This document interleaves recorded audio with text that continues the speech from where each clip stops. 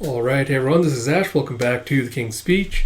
So we're going to dive straight into it here with Akane-Banashi, Chapter 35, or Story 35, opening act with story by Yuki Suenaga, art by Takamasa Moe, translation by Stephen Paul, lettering by Asnir Aron, and Rakugo supervision by Kiki Haishiya. And you have Asa telling Akane, alright then, you're up first tomorrow. Come out swinging hard. He's like, yes sir! And we have an absolutely gorgeous color page. Like, just absolutely love it. Just so colorful. And you see Unen going, oh, Rokuro Ani-san. And you see this slouched college looking bro, like this tousled messy hair, headphones, coming into the back room. And Onen's like, what are you doing here? You're not on the schedule today. It's like, I came to pick up my kimono. It's like, today's opening act. And you see Akane just like tying her hair up in a ponytail. And you have she's the opening act? And Asa's like, yeah, are you worried?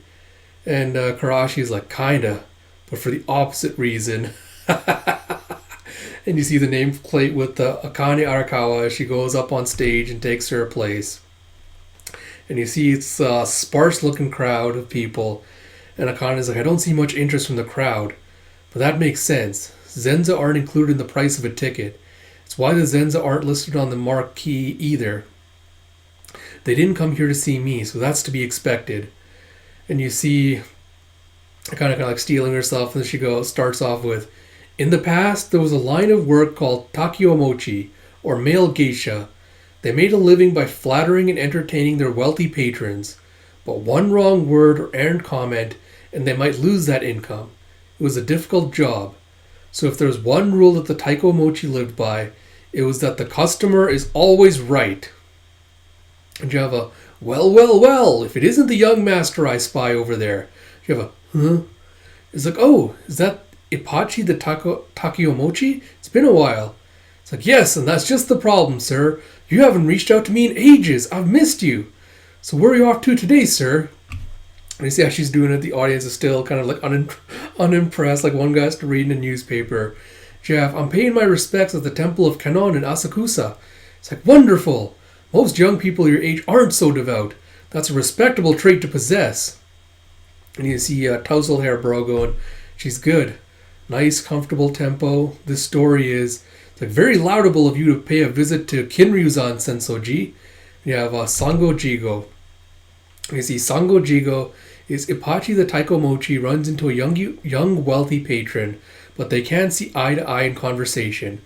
It's like it's Kanon in Asakusa. It's like, no, it's Kinryu-san Sensoji. It's like, yes, it's what ensues is a word game based upon the naming conventions of Buddhist temples. It's like, allow me to explain. You're familiar with Hiei-san and Ryakuji and Narita-san Shinsoji over in Chiba, are you not? Every temple has an official name, a Sango Jigo. So you see, Narita is the san and Hiei is the zan. So the Sango. And Shinso is the ji and Ryaku is the ji. It's Jigo. It's like, in other words, there's both a mountain san and a temple ji in every official name. So you see, Kinryuzan Sensoji is the temple of Kanon in Asakusa. It's just the proper name. It's like, I see. And the Sango Jigo, are they everywhere? Why, yes, you'll find them no matter where you go. Then, what about here? The Kuroman neighborhood in Shitaya. Is there a Sango Jigo here too? Sir, it doesn't work that way. I'm speaking of temple names, of course, and there are no temples in Kuroman. But when I asked, you said, you'll find Sango Jigo no matter where you go. You're an entertainer. You're not supposed to back down once the prompt's been served. I'll pay you for your work, of course. Find an answer and I'll give you 100 yen. But if you can't, I won't need you anymore. It's like, well, the customer's always right, sadly. Let's see. Sango Jigo. Sanji. Oh, how about this one, young master? Do you see the guy's reading his newspapers kind of like finally has his interest peaked as he looks up. It's like, see the rickshaw puller over there wilting in the summer heat? It's the season of lethargy.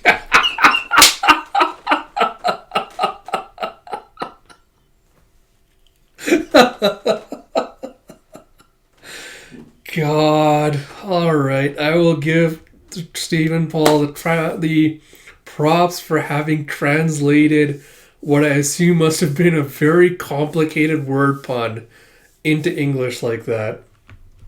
As you have Sango Jigo equals San and G equals season San of lethargy G. It's like, I see. That does indeed fit the pattern. Very well, here's your 100 yen. Can you find another? Well, since you asked, look at that clockmaker over in front of his shop. God. He's an artisan of chronology. Oh my God.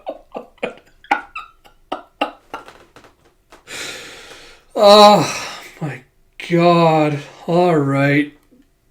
That is very good. You have a sign saying clockmaker. You have a very good, very good. You see in the audience, people are starting to really get into the story. One of the guys is even folding up his newspaper now as he's getting more intrigued by the performance. It's like, what else? It's like, the artisan says the hour is 3. And that works if you know that san I think is no, I was going to say something. There's not a G is 3. There must be something else with that. That one kind of goes over. I thought I had it first, but that went over my head. You have, no. Try again. You're getting a little loose with the pattern. Fine. What about that physician and his apology? You have a physician going, sorry, I can't help you. It's like, the doctor's not supposed to be throwing in the towel. So did you see the wares of the greengrocer? Grown in the Australian sun. Fresh fruit and veggies. But how did they get here? Have we traveled in time? What else? Have you met my largest son, Ben G? It's like, who is he? One of the Australians? It's like, for a Zenza, she's got the crowd rolling. It's like, that girl's got spirit. And you see the Akane Shinichi guy talking to asshole bowl cut bro, who's going, true, but she's an Arakawa through and through. You see, just yesterday, she served me some awful tea, didn't even replace the leaves. And you know how it is with that school, how it is with that school. Performance is everything. They probably don't even bother to teach them any backstage skills. Of course, then it's the Tate Zenza's job to teach her, but he's, well, you know. Oh, young master, look over there. See the lady at the tea house? She's being chewed out by an irate customer who's claiming she served him twice brewed old tea. Oh, God. Nice. But notice the peeved expression on her face? I'm certain she actually did give him fresh tea leaves. And you see asshole bro's like, strange. That's not usually how this story goes. On the inside, she must be thinking, I've had enough of your poison and your toxic energy. And you see inside Akane Bro and Uno are both having a hearty laugh at this. As asshole bro's like, wait, is she talking about... It's like, oh, instead of apologizing, she gave her the customer a piece of her mind. Sounds to me like determination and reason are the pillars of a woman's strategy. And you see Karashi going, see, I told you I was worried. Now that she's clapped back at him this hard, he's not going to be so gentle next time. But I'll admit, that was refreshing to hear. Alright. So, again, I think this chapter kind of exemplifies why this series is so good and so phenomenal. Because, like, it sets up a wordplay joke so well that even not being able to verbally hear it, you still kind of get the reaction of what they're going for, and you can still laugh at and like appreciate the jokes and the wordplay, even just like reading it in a series instead of like verbally hearing it. And I have to give props to that, to the translator for that, for, you know, making translating the words in like a way that made sense, like in splitting it up and like putting the emphasis and stuff on the san and the G parts. So that was very, very well done. I feel like that would have taken a lot of effort to kind of match and get the emphasis across and get like the reaction across, because a lot of times like Japanese, like when you try to do like wordplay or names and you try to translate, like the meaning doesn't always come across or it gets lost. And I feel like it takes a real professional to be able to do that well and, you know, put in the effort to kind of translate and try to get the spirit of it across as best as you can. I think this chapter did a really, really good job with that. So yes, props to Stephen Paul for that. Absolutely masterfully well done. Really, really helps like sell this chapter. And again, I love how they like to bring back like the little tidbits and Akane. Like nothing is ever just kind of introduced for no reason. I love the fact, you know, Kane's whole like background listening skills gave her the skill to be able to, you know, listen in on the asshole bro trying to talk down Asa to the other Shinichi, you know, to try to like play him, downplay him, you know, try to like ruin his reputation. And I love that Akane kind of clocked him immediately, and before he could get any further into it, kind of seamlessly just integrated a jab at him into her performance. And she did it like so flawlessly and effortlessly. That was just like absolutely beautifully done. Really, really great. Enjoyed it a lot. Absolutely perfect. Cannot wait to see what the asshole's going to do with his performance next.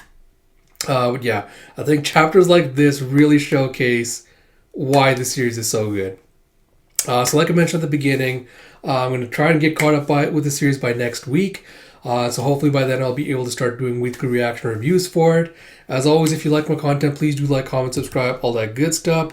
Especially if you push those buttons, that really helps me out a lot with promoting this series with the YouTube algorithm. And until next time, this is Ash. I will talk to you all later.